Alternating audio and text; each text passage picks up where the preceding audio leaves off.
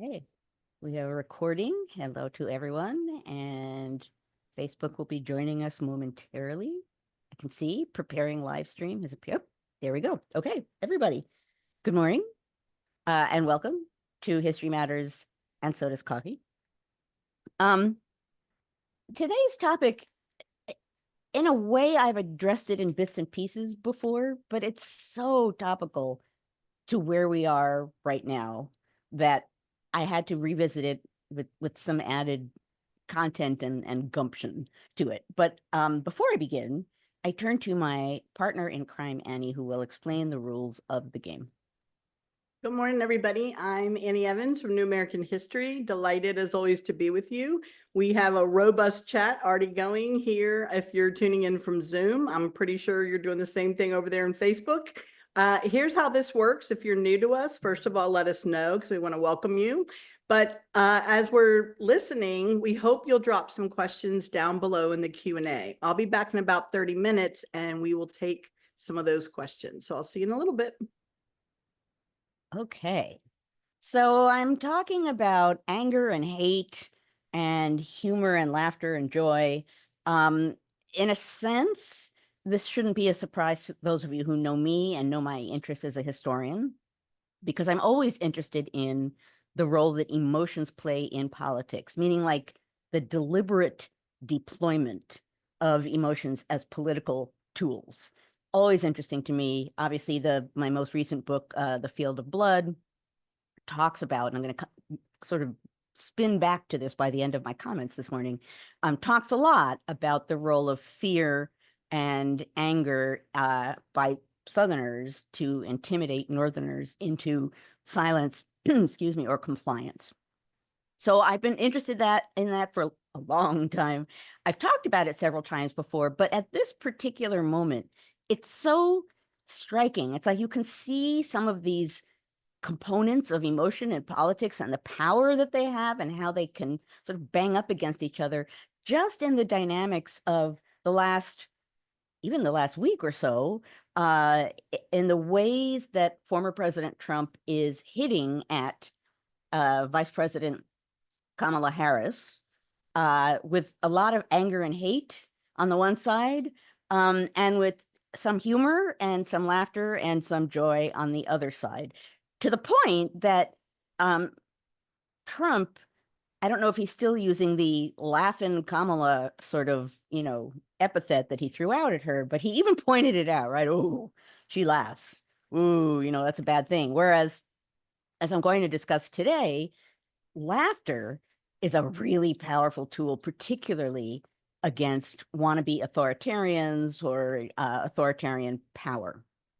Now, what's interesting about this particular moment, and I think it partly has to do with the dynamics of what Harris, the mood, let's say, or the dynamic of her campaign and Trump, is that some of his attempts to use that kind of anger/hate, and in this case, most recently, racist rhetoric, it's not landing in the way that, and again, this is based on my read of what I'm seeing in the media and on social media, but it appears to me it's not landing with the kind of power that he and those who support him might hope, right? Because normally you say something like what he said about, I'm not even going to be able to get it precise, but we all, in one way or another, probably saw reference to his comment when he was speaking to the National Association of Black Journalists, that, she only turned black recently. That was essentially what he said. She wasn't always black. She just suddenly turned black. Okay. So I said, and I've said in a number of different venues, and I may have even said here before, it was going to be hard for people on the right to use race and gender and the blend of them together to attack Kamala Harris, in part because it carries such baggage with it. And it's so, in a sense, at this point, nothing new coming from them, right? They've done this before. And in particular, it's going to be hard to do now because Harris and her supporters, this is not a surprise, and better strategically, they're not responding with outrage, right? That's the desired outcome, is that you throw this, I think I said maybe last week, spaghetti meat wall, right? That in some ways the right has been like desperately trying to find something to stick that they can use against Harris. And it's no surprise that race and gender are two of the ways in which, two of the pieces of spaghetti that they're throwing at the wall. But it's the way that Harris and her campaign have responded that so exposes the power of humor, even just wry, or a light hand, the ways in which those kinds of things can diffuse a politics of hate, and in this case, racism, or whatever, whatever, fill in the word, what kind of hate you want to fill in as far as the word goes. But what we're seeing is really interesting dynamics and how you can pull some of the power out of that. And sadly, it would seem to me that given that in the last few days, a sort of uptick among some on the right in racist comments, and Harris being black or not being black or being black enough, which certainly is not a new message. It's certainly not a new attempt to throw accusations at any people of color, particularly black people. That's not new. But because I think it's not landing with the power that the right might want it to, sadly, I predict it's going to get uglier or worse, right? Because the response is not going to be, darn, maybe we shouldn't be racist now. The response is going to be, oh, let's find another way, right? There's has to be some way that we're going to get the response and the outrage, and then we'll be able to take over the media and control the narrative, and will all be on us, even if it's not for the right reasons, et cetera, et cetera, et cetera. However, the Harris campaign so far, I think, has been responding in a really effective way. And this is part of what I want to talk about today, is just strategically speaking, humor and hate, laughter and anger, and how they really fight against each other, and how more often than not, in one way or another, the positive spin, the ability to take, not even like, haha, you're so funny, but to be able to take a step back and have a wry sort of sense of humor about what's happening, that there's a real power to that. And that's what the Harris campaign has been doing. So, for example, after that bizarre comment at the National Association of Black Journalists meeting about Harris suddenly turning black, she replied, let me see if I can find her response. She replied by saying something like, I got it and I didn't, it's lurking. Okay, it's lurking somewhere in my nose. But basically what she responded by saying, well, this is the same old story, isn't it? It's just the same old story. And we really we deserve better than that. And then she moved on. Well done.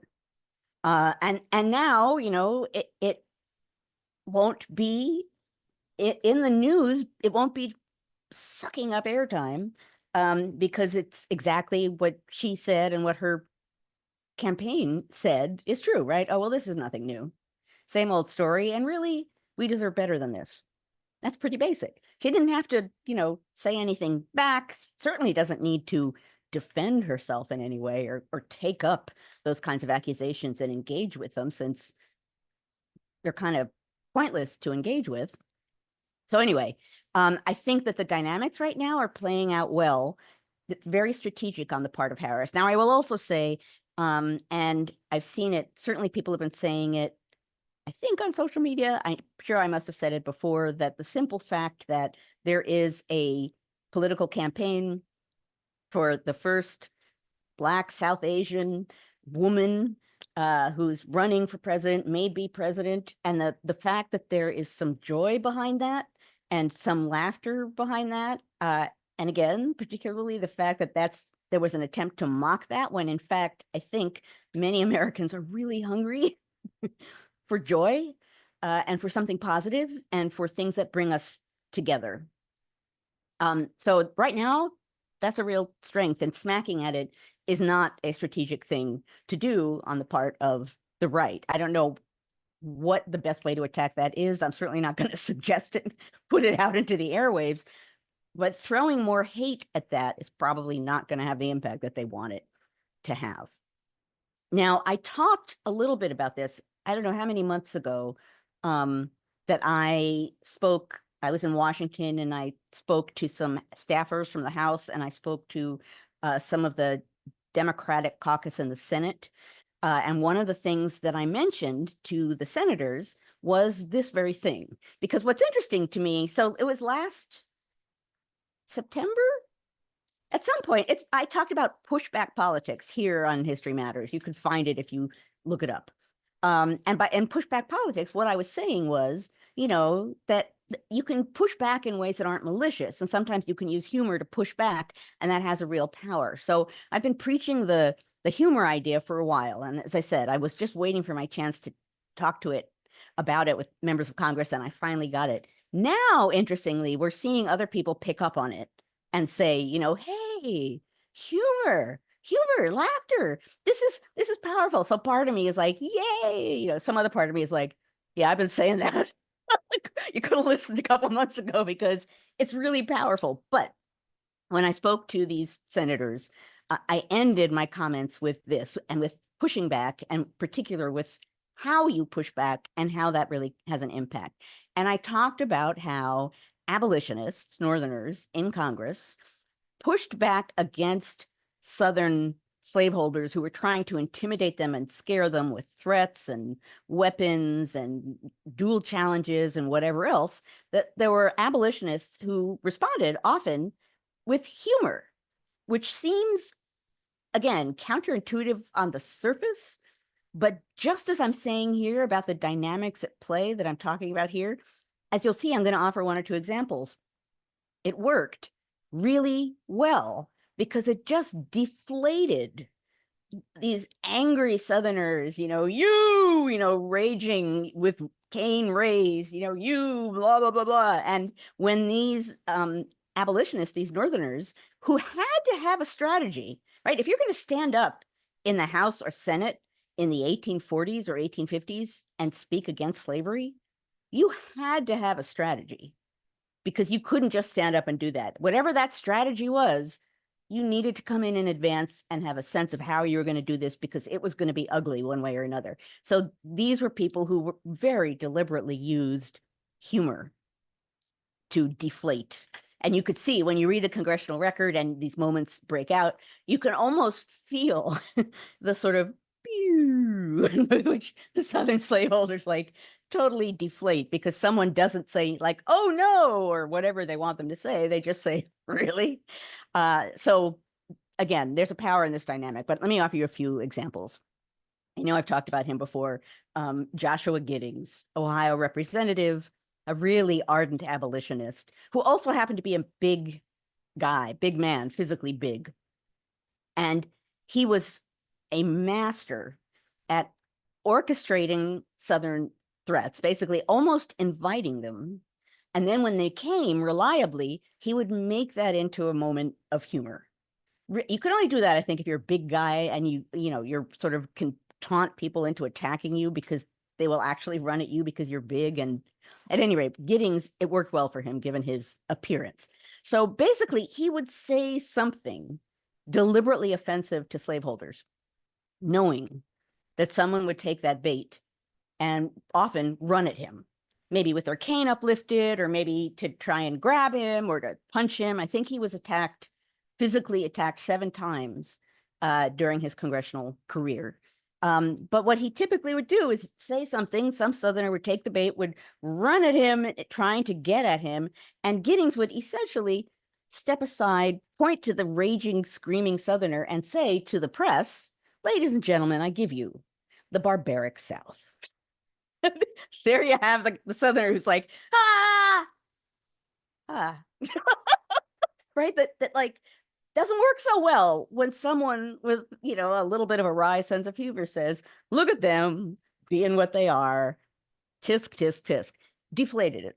So he may have been attacked a number of times, but he was essentially, and I call him this in my book, an abolitionist toreador, in which he'd throw the red cape, and then when some Southerner reliably ran at it, he would sort of use that as a moment. And it got attention, and it typically more often than not deflated the Southerner. Great example of this as well is Senator John Parker Hale of New Hampshire had a different approach. and in this case, very, very specifically using humor to attack Southerners. He was known for his sense of humor. And so he would find one or another way in this really sort of relaxed, laid back, quizzical kind of a way to attack threats with his noteworthy sense of humor. So, for example, there was once a Southerner who stood up and said something along the lines of, if you came back to my part of the world, we'd hang you from a tree, or some kind of a comment, or like, we'd kill you if we had the chance kind of comment. And Hale, and again, he's doing this in the moment. He asks a page for a dictionary, and a dictionary is delivered. And then he very calmly sort of goes through the pages of the dictionary till he finds one of the words that the Southerner used. And he said, here it is. The word you just used. Let's look at the definition. Oh, interesting. Interesting. Oh, here's a sentence in which it's being used. Oh, the sentence sounds just like you, right? So he totally milks this for what it's worth. And sure enough, the Southerner ultimately just kind of sits down. Moment deflated, the room which he was hoping to capture with his anger instead is essentially laughing with Hale and to some degree at the Southerner. So pushing back in that way, not with violence, but by exposing and even mocking the threats and bullying, can be really dramatically effective. And it does that in a number of ways. And I know I've mentioned this before once. I think I mentioned it to the Senate and recently somewhere else. And I always apologize before mentioning it because it sounds ridiculous, but stick with me here, folks. One of the things that that way of combating political violence or attacks, if you do it with humor more than malice, when the audience feels like they're in on the joke, they become an us. They become a we. It joins people together. They feel that they're joined together in laughing at something else. So there's a power to that. At the same time, humor and that way of conducting politics is a prime way of attacking authoritarianism, dictators, because that kind of power, authoritarian power, it is grounded fundamentally on fear. That's what gives it strength, is that it makes people scared. They're scared to say the wrong thing. They're scared to do the wrong thing. They're scared of what might happen. And used well and strategically and wisely, humor can just deflate that fear, even for just a little while. And if it manages to do that, it has punctured part of the threat of authoritarianism. I think, again, I've mentioned before, it actually is a political strategy with a name, lactivism, L-A-U-G-H, lactivism. And apparently it was used to great effect in Serbia against their authoritarian leader. And I'm going to come back to it in a moment because there's even a TED Talk, I think, that you could find online in which it's talked about in detail. Now, before I continue, I do want to say one important thing. I'm not saying the best way to confront the threat of the present is just to poke fun at people and laugh, right? So I'm not saying, ha ha ha, that's the solution to everything. I am saying we should make use of every tool in our political arsenal to confront what's being thrown at us, particularly if it's hateful and ugly and nasty. There are ways of responding that aren't equally hateful and ugly and nasty, right? But are still powerful and still have a punch. It's just a different kind of a punch. So lactivism, what does this kind of humor do? It joins people together into some kind of an us because we all are in on the joke. It does add a bit of a cool factor, right? That if you are using humor and you're making a joke and it's actually funny, the people who are doing that, 2 points for them as being hip and cool, right? That they're actually managing to, in this moment, be able to step back and do that. Often that kind of humor can get clumsy responses from the person who's trying to be angry and scary. That's always useful as well. And when you're talking about an authoritarian government, confronted with acts of, humor to defang them, to take away some of the power of their threat, the government, it's kind of a lose-lose situation for that kind of a government. They can either really crack down on the people who are ridiculing them, which often can look even more ridiculous in the process, or they can ignore whatever satirical attempts are being made to mock the government and risk opening floodgates of dissent, right? It's difficult for an authoritarian government to quite know how to respond with the right touch. It can be, again, in many ways, damaging to authoritarians. So it breaks fear, it builds confidence, it joins people together, and it chips away at fear. It changes the power dynamics of whether it's a government and a populace, whether it's a political campaign. It inverts the power dynamic because suddenly the people doing the laughing have power and they're pointing out flaws, they're pointing out problems, and they're doing it with enough power that they can step back and say, I see that. You all see that? I see that. That's kind of funny, isn't that? That is. We're watching in this moment in a really interesting way that dynamic play out. And again, calling Harris laughing Kamala is, pointing out the very thing that is one of the strengths of her campaign and of the left right now. It's a fascinating moment because it's not just, oh, how interesting, Trump is being angry, or oh, how interesting, there's a lot of joy in the Harris campaign. They're going head to head, and you're really seeing how ultimately empty some of that anger and hate and threats, how empty that is, how it isn't powerful, how it is, as Harris said, an old story. It's what's always been used.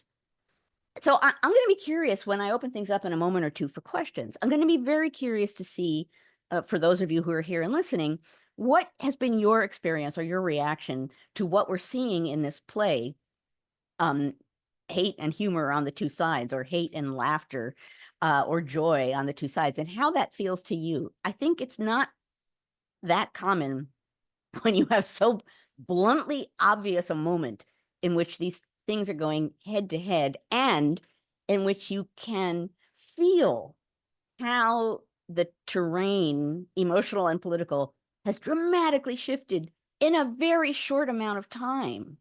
But well, right, it's not surprising in American politics to see racism, to see sexism.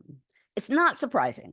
It's hardly surprising that, now the some on the right have said, okay, we're going to go on the racetrack. I didn't mean that to be funny, but we're going to go on the race track, the track of attacking race. And that's, excellent. Like, look at what we did to Obama, right? That caught the birtherism. That was great. Like, we could do that again.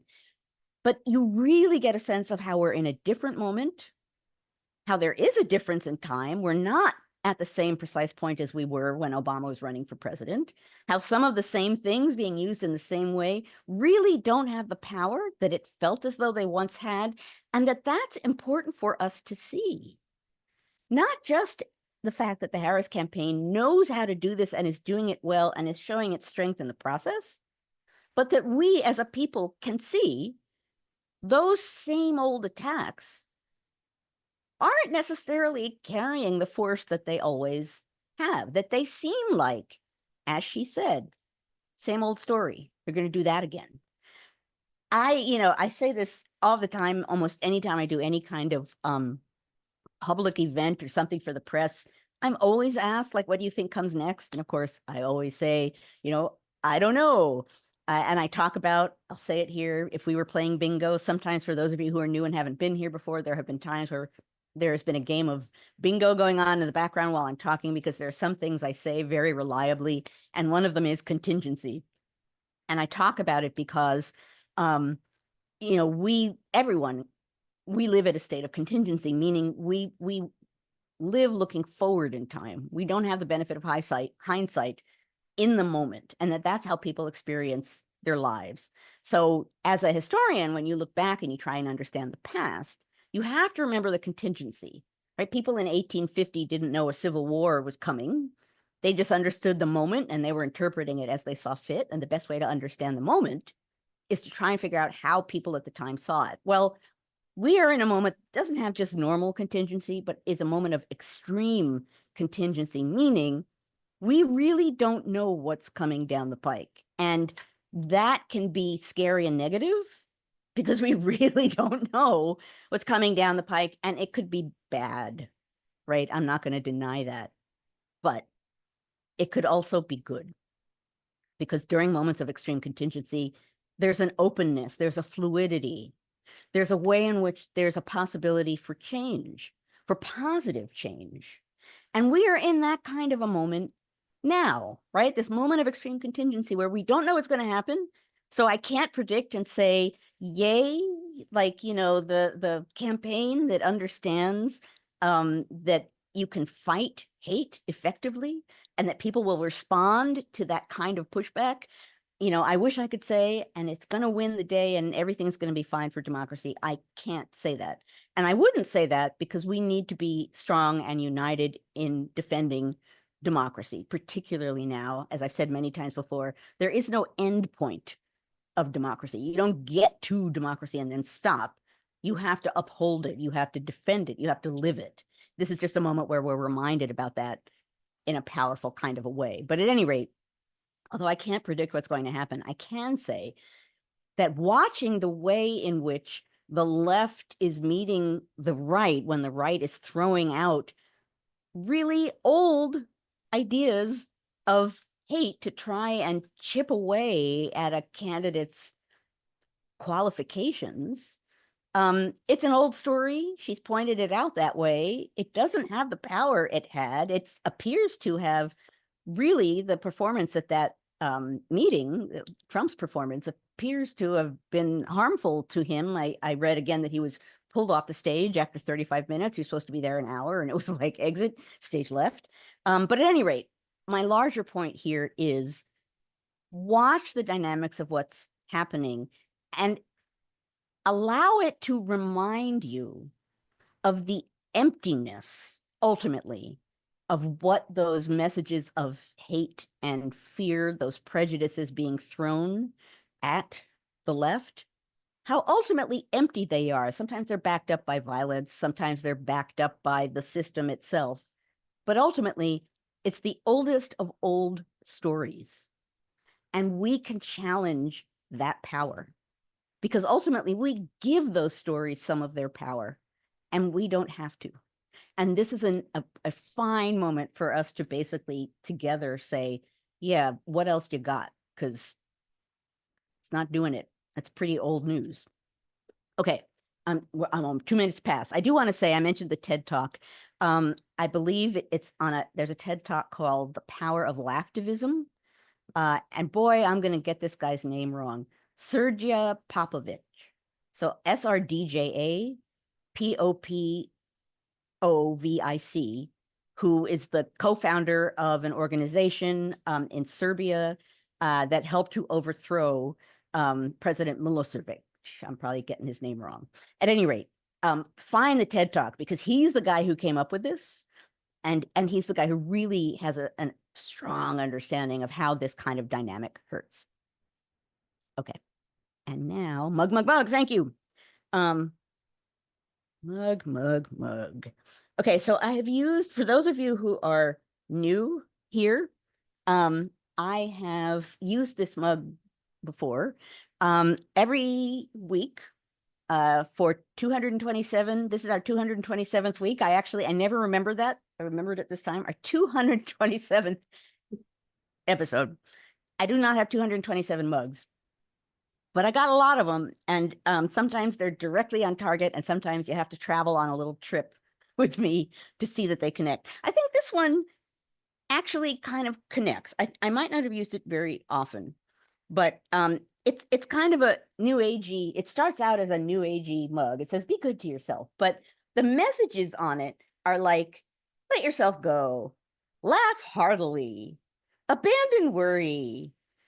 It basically says, laugh, enjoy things, you should allow yourself that gift. So this seems to me as the best mug I could have possibly for this moment, which made me happy because as ever, I walked into my kitchen going, what's going to be this week's mug? The feel good mug. So, I know someday, maybe someday I will have 227 mugs. I see someone saying that can be fixed. Yikes. Okay, I'm opening things up and I'm opening chat so I can see everyone and we can open things for Yeah, questions. it's so funny you picked that mug because when you first started talking about the topic, the first thing I put in the chat was Inside Out 3 Historians Edition. I don't know if you've ever seen the Inside Out movie. I haven't. Oh, you would love them, but they're all about emotions and yeah. Okay, we've got 8 questions. I'm sure it's going to grow. It always does. Okay, so Ben has been with us for a while. Ben Hughes asks, which founder had the best sense of humor? Is there any evidence that Washington had a sense of humor? um, so there's a book. I think I mentioned it once before here. There's a book called George Washington Laughing. And which is supposed to be about Washington's sense of humor, but it mostly is him laughing at other people's sense of humor. So he could laugh, but can't say the guy had like a rousing sense of humor. Someone who I always think sometimes had a great sense of humor, and sometimes really didn't, was actually John Adams. He could be self-deprecating. Not a lot of the founder blob folk could be actually self-deprecating. So Adams, I know I've mentioned this before, but I'm going to say it again because it's just too good. In his old age and Thomas Jefferson's old age, when they were both ex-presidents and they came back together after being enemies for a while, they were writing back and forth. You can read those letters. They're wonderful to read. One of those, and Adams was kind of running circles around Jefferson, who still took himself very seriously. And by that point, Adams was like, let's talk about the juicy stuff, right? I'm going to get into it with you, Tej. Like, now let's talk about religion. And sometimes Jefferson took the bait, and sometimes he didn't. But in this one case, he signed a letter, and it's going to be slightly paraphrased, but this is basically how he signed it. It said something like, John Adams, 81 years of age and too fat to last much longer. I'm sorry, there's no other founder folk ever who would sign something that way, right? We're talking like 1800, maybe 1810 or something. Anyway, so he had a really good sense of humor. He could laugh at himself, not always, but he did. Alexander Hamilton was a practical joker, and I once gave talked about this on a panel. What my excuse was for talking about this, I don't know. It was at Princeton, and that was what I chose to talk on, was Alexander Hamilton's sense of humor. And he was a practical joker, and then he got in trouble all the time because he would try to be funny, and then people would take him seriously, like pretending. Like a famous case is when he's early on in his time as Secretary of the Treasury, and he's walking down the street, and some angry person comes over to him and says, the government owes me for this horse that I lost during the revolution. When am I getting that money for my horse? Really angry. And there's a small group gathers, partly with the angry guy, and Hamilton was walking with people. And Hamilton, just in the middle of his attempt to get the assumption of state debts passed, says to the guy, vote for the assumption of state debts. He's a member of Congress. I'll give you your money for your horse. Right? So basically, like, vote for me, I'll give you like tit for tat, right? I'll bribe me. And supposedly, this guy, the congressman, like storms off and I think he goes to Washington and says, he tried to bribe me to get votes. And there's like an outrage. And Hamilton writes this very defensive response saying, oh, come on. Like, we were in a group of people and they laughed and he laughed. Like, everyone knew it was a joke. If you're Secretary of the Treasury, making bribery jokes is really just not a good place to go. So he had an unfortunate sense of humor. He threw a fake seance once. I mean, so yeah, have I never talked about this? I'll make it very fast. He let's see, he was at this point Inspector General of the Army during the Quasi-War with France. And there was a party in New York. I see the little emoji with the like ooh, floating up. He was in New York during the Quasi-War, Inspector General, and there was someone at the time who was famous for supposedly being able to call the spirits of the dead. And Hamilton decided it would be great to have this guy at this party. And so he invited this guy. This guy came along to the party, and he arranged with the guy beforehand that the guy would make a certain number of bangs and noises, and each bang or noise would represent a letter of the alphabet, so that the group would say, we want to call the spirit of whoever. And this guy would, basically encode, indicate who the spirit to be raised was. So this happens, and Hamilton is in another room, and he bursts out of the back room and says, I just saw the spirit of whoever, right? And the group is like, right, this becomes a thing. Like, right, exactly. And it becomes enough of a thing that it ends up being mentioned in the newspaper. Once again, Hamilton has to step forward and say, no, I don't believe in talking with the dead. It was a joke. So again, practical joker, you got to be with the right group of people. And if you're a very important person, it might go wrong. But okay. You just described every middle school girl sleepover. That's true. That's true. Okay. Frida, our friend Frida from Erie, PA, asks, she says, angers from voters and how it affects voting decisions, such as the current example of people who say they'll vote for Jill Stein rather than Democrat, or, someone because of continued military support to this side of Israel or Gaza. She's just wondering, like, how does that kind of play into all this? Well, that's true. I mean, so sometimes there's anger votes, right? Or purity votes. Like an anger vote, meaning I hate this person's policy about this, so I vote against them. Or this person's policy on this isn't good enough, needs to be better, I'm going to vote against it. And generally speaking, you can do that, right? You're free. You can vote. You can choose to vote as you like. My problem with that at this particular moment is that, again, given the context of this moment and the threat at hand, which no matter how you might try to diffuse it or deny it, we are in this moment watching democracy be fundamentally threatened by one of our two major parties. In this moment, to just sort of throw out an anger vote or, throw out a purity vote, that could have really bad repercussions.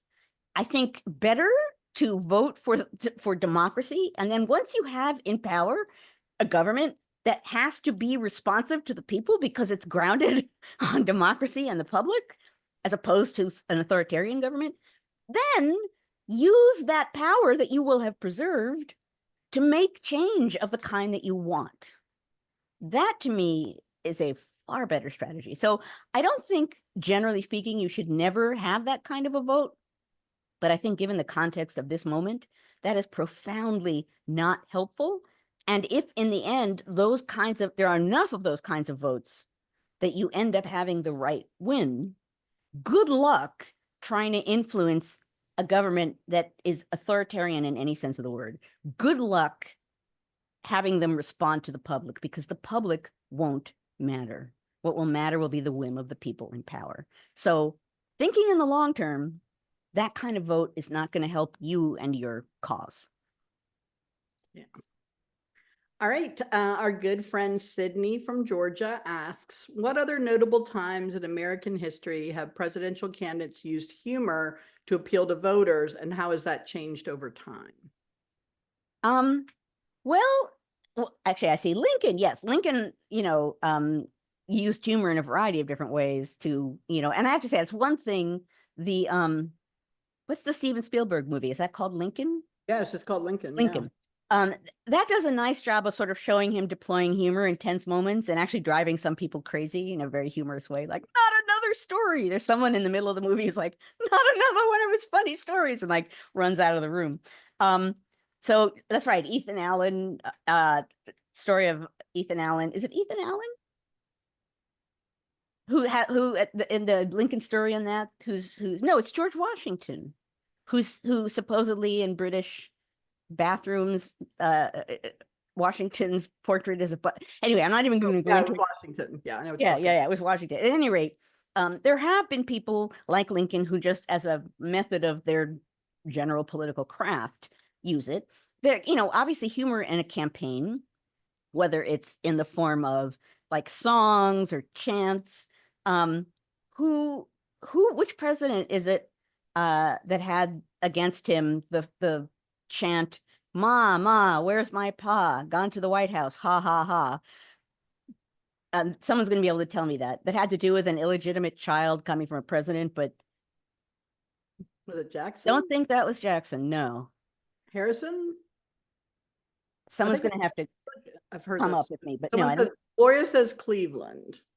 Could A be bunch of people are Cleveland. saying Grover Cleveland. Okay, and then maybe Cleveland. Okay. Anyway, so there's an example of like ha ha ha, right? That's kind of comical. But that can be really effective in a campaign in a general kind of a way. It gets people's attention, even without the hate and rage factor. That could be effective. And I'm sure oh, there you go, Cleveland. Thank you.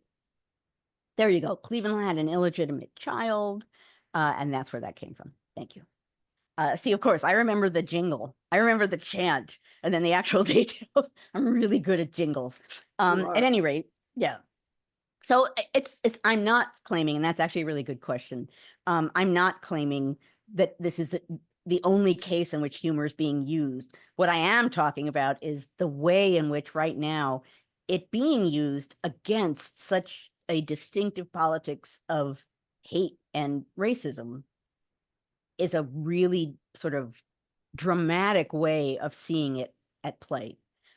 So, my historian brain, in the same way that my historian brain is fascinated by the impact of Zoom on this election, this is a technology that's changing how things are working in this election. Historian brain is also fascinated at laughter versus hate and racism, and how and humor and joy versus hate and racism, and how that dynamic is playing out, and how Americans at this specific moment after our recent history and how politics has been feeling for a long time, how we are responding to this moment versus other moments, even just looking back to Obama, when some similar things were being thrown around, and how different our response now is to how it was then. That would be a really interesting senior essay for somebody in college, or a research project of some kind, is since some of the same charges, like the birtherism thing, I think someone published Kamala Harris's birth certificate somehow, I don't even know, but they're playing the same song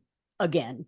But it would be fascinating to look to see the differences in response, the differences in how those attempts at grabbing at people were used, and more interestingly, differences in how they're being responded to. That would be a very interesting way to look at changes over time and how we are dealing with the same old, as Harris put it, the same old song.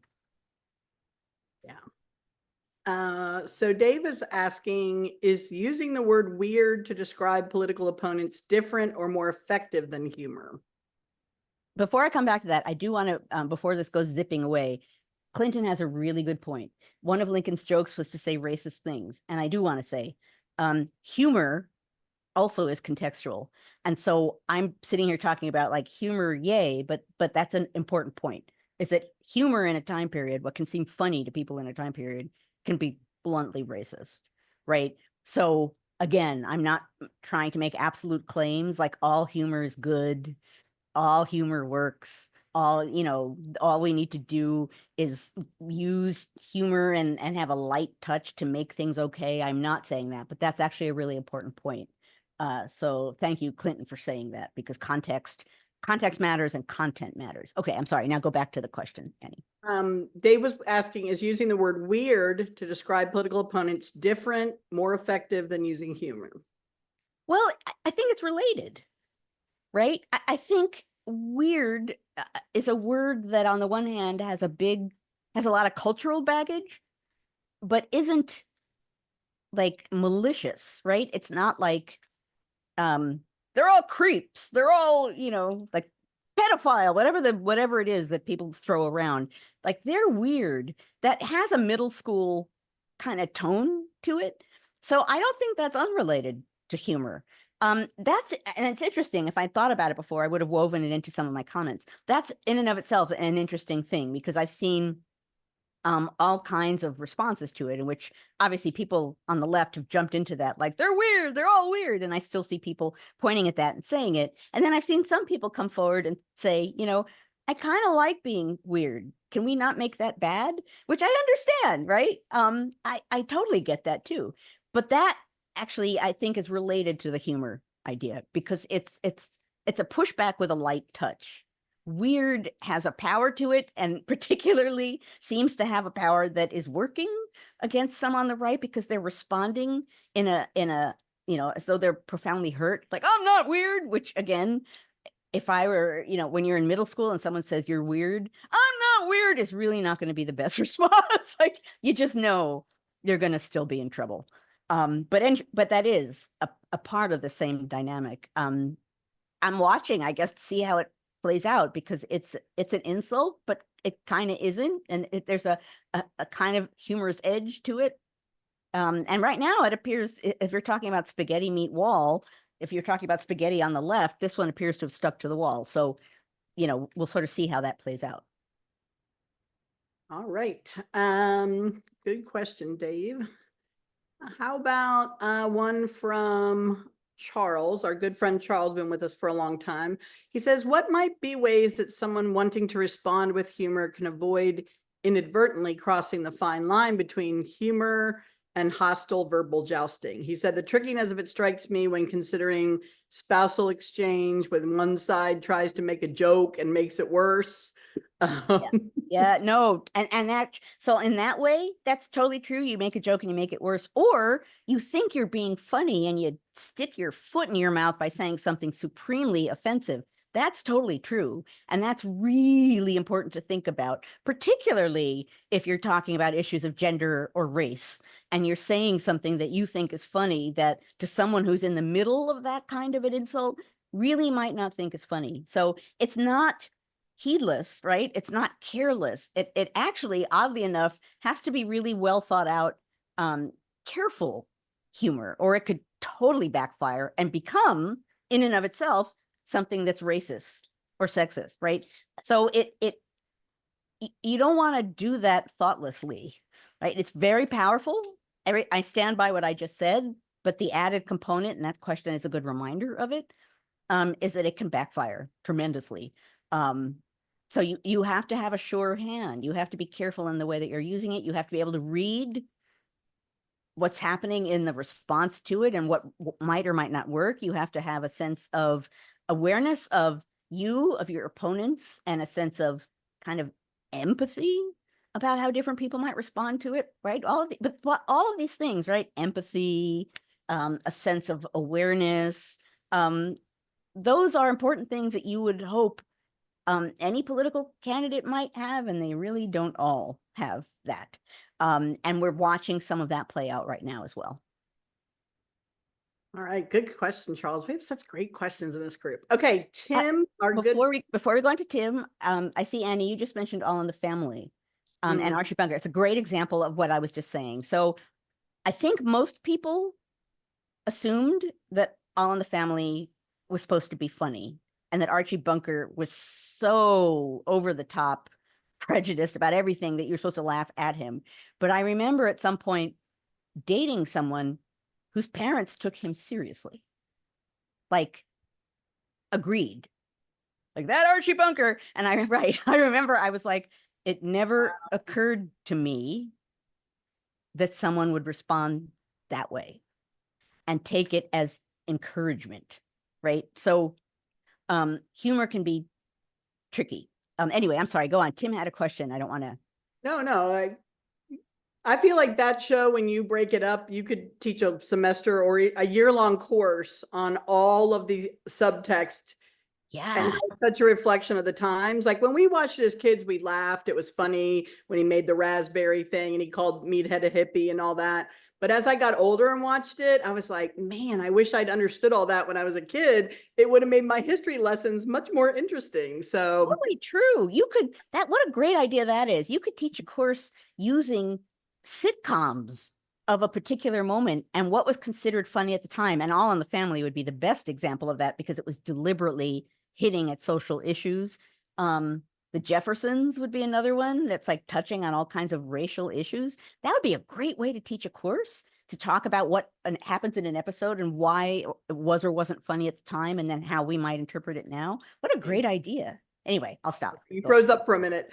So Jimmy Kimmel and Norman Lear, before Norman Lear passed away recently, they did live like theater live actors on television of a bunch of Norman Lear's old shows. They did an All in the Family episode. They did a Jeffersons episode. I think they did a Good Times episode. They were brilliant. Maude. Wow. Yeah, Maude was another one. But they filmed it with current actors. Hmm. I'm sure you could find it on streaming somewhere, but Wow. they somehow redoing those in the modern era, it hit it in a different way. And they would have Jimmy and Norman at the beginning and end do a little talk about it, like how things have changed. They're Wow. really brilliant. And I thought, I wish I had my own class at that time when they were doing it, because I would have loved to have used that in class. So, That's wow. That yeah. would be perfect if you I'll could send you find the it. links after we hang up if I can find them online. They're Yeah. really good. Okay, so somebody asked this question last week. Sue, I don't know if you were the one. This came up last week as well. Some people were asking about the term of laughing barrel or barrel of laughs. And they said they heard Eddie Glaude mention it recently. It was used to put boisterous slaves in a barrel in the town square. Is that some... I remember someone brought this up last week, but we ran out of time. Oh, I don't know the answer to that. It wouldn't surprise me because there are so many seemingly innocuous phrases that we use that you track them back and they're not innocuous. In this particular case, I don't know that, but it could certainly be true. Okay, I'll look yeah. for it and put it in our Slack channel. Okay. Okay, Troy says, oh, there, Mary Beth just put a quote in. Oh, about the barrel of laughs? Oh, Tim put one in and Mary Beth did too. Okay. Lactivism. Okay. Wait a minute. And Troy, my history MA in progress is on the topic of lactivism. Oh. Look at that. Well, Professor Troy is in the house. Ooh, I love that. Okay. That Okay.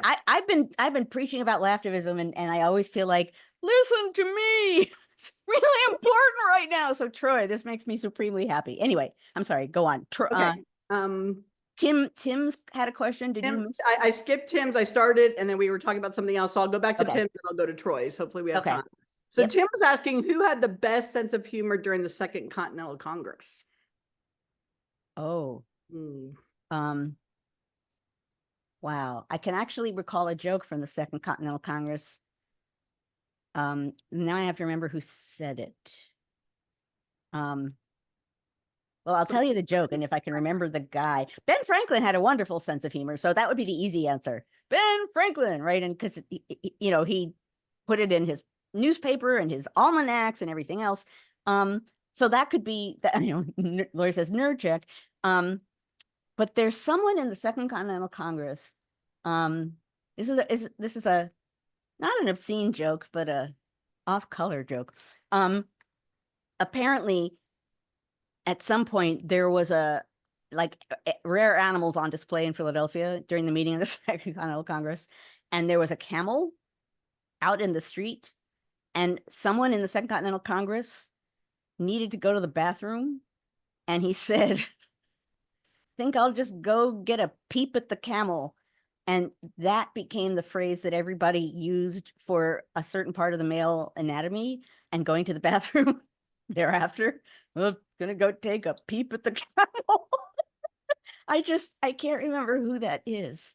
I want to say he's from New Jersey.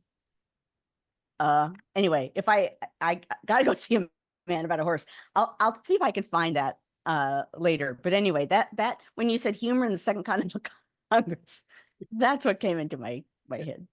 Oh, yeah. Right. So Troy was asking, he says, first of all, great session. We appreciate your feedback, Troy. He asked if there's any examples of lactivism from the right, or do they just not have senses of humor? Are they not funny? Well, I wouldn't say that forever. You know, I would say right now, there's not a lot of yucks coming from the right. But, you know, if you look throughout all of time, I'm sure you're going to find humor on all sides. A sense of humor requires an ability to step back and see things with perspective. And so I would say generally people who aren't open to that might have a problem with humor, but I wouldn't say that throughout all of time. the right has not ever had a sense of humor. It's just in this particular moment, or in any moment when one side really wants to grab power and hold on to it and not surrender it by democratic means, then humor is going to be powerful against them, and they might not be really wanting to use humor, given that fear, the power of fear to get people to submit. You know, we've talked about, like, why are book ban laws deliberately amorphous? Like, why are they so vague? Why? Because then you'll be afraid, so afraid of violating those laws and losing your job that you'll just censor yourself, right? So fear has a real power in suppression and repression. And so that's part of why this dynamic works the way it is. But I wouldn't make that claim for all of time. All right, our good friend Gloria asks, is not the constant practice of the Biden-Harris group to avoid answering questions and meeting personally with reporters somewhat a threat to democracy? Secrecy seems predominant. Harris didn't respond to interviews with reporters. She wants a Zoom meeting with Black reporters. I don't know if I know that she's not responding to questions, actually. So I don't think I can answer that because I don't know. Yeah, I don't know. I can't answer that because I don't have an example of her refusing to answer questions. Yeah. Answering a lot of them on the tarmac when the hostages came home last night. She was taking a ton of questions. It was very poignant to watch that. I don't know if anybody stayed up that late, but yeah, I'm going through the chat here. Anyway, I can't answer that because I'm not aware of that. okay. We've been talking about weird, using the word weird, but Julia asks the recent use of calling Kamala a brat. There's lots of memes. Is the word brat an example now of joy radically shifting the political terrain overnight? Would that qualify as lactivism? Well, that, I mean, in part, as I understand it, and I am an old, so I might not get this correctly, but that's a youngin thing, right? That, like, brat is a kind of um edgy kind of way of being, like, funny and tough and strong. So I mean, I suppose, that seemed like it came and went as a kind of meme. So yeah, I guess you could say that's an example of humor, even though I think it's generational humor, and so all of the olds had to have it explained to them. So maybe it had less power that way. I don't know, but sure, you could say that that's an example of humor. Yeah, there's a pop singer, Charlie XCX or something, and she was the one, I think, that put it out there on Instagram, and it kind of went viral. Yeah, Emma has it here. It's joyful, but now that old people like us, or like she said, like me, like us, have embraced it, now the Gen Z, like, yes, it's not cool anymore. Yeah. We ruined brat for the rest of y'all. That's why we That's can't it. have nice things. We're out of it. We're out of it. Yeah. Okay. Lenora said, it seems like she has TFG. I don't know who TFG is. The former guy. Oh, I think, right? Isn't that who I think you're right. Okay. It Yeah. seems like the former guy uses reverse lafterism.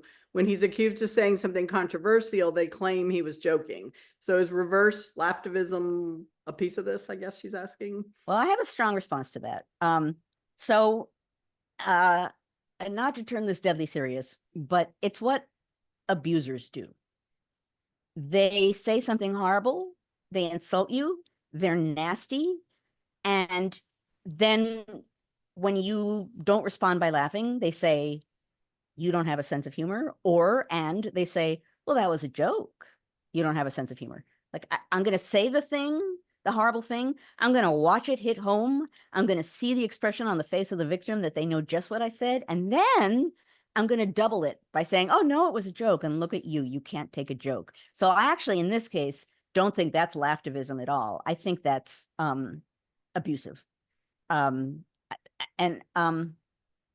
during the after party, I'll mention something else about that. But yeah, to me, and so when I see that happening, and that is something that Trump tends to do, it was a joke, so that he could somehow get away with saying these horrible things. Yeah, it's never a joke. it isn't. It's just they want to get away with saying the nasty thing and they can claim it's a joke. And then you somehow feel responsible for not laughing. Like, oh, my sense of humor is a problem. Like I should have seen it was a joke. That's manipulative and nasty. All right, it's 3 after. There's still 5 questions. I don't know what you want to do. One of them is more an after party, so I was intentionally saving it. Okay. Yeah, as Emma says, that little smirk, he knows he's being cruel. You could tell when people do that and they're trying to be nasty. Was it a Danish Burke?